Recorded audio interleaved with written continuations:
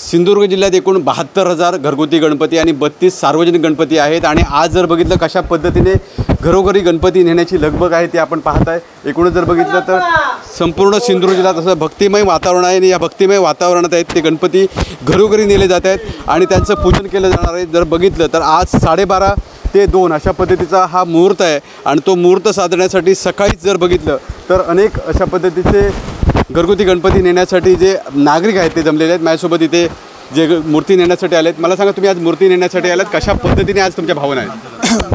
आम्हाला एवढी उत्सुकता लागली आहे की गणपती कधी आम्ही घरी नेतो, त्याची 5 दिवस आम्ही त्याची सेवा करतो, चाकरी करतो, याची आम्हाला भरपूर उत्सुकता लागलेली आहे आमची। नक्कीच जर बघितलं तर प्रत्येकाच्या मनात उत्सुकता आहे की आपला गणपती कधी एकदा घरी जातो आहे आणि तो विराजमान होतो आहे आणि त्या गणपतीची कधी एकदा पूजा करतो आहे। कारण वर्षभर प्रत्येक कोकणवासी असतो तो वाट बघत असतो कधी एकदा गणपती आपल्या घरी जातो आहे आणि अशा पद्धतीने संपूर्ण सिंधुदुर्ग जिल्ह्यात भक्तिमय वातावरणात घरोघरी गणपती नेले जात आहेत। विकास गावकर, TV9 मराठी, सिंधुदुर्ग।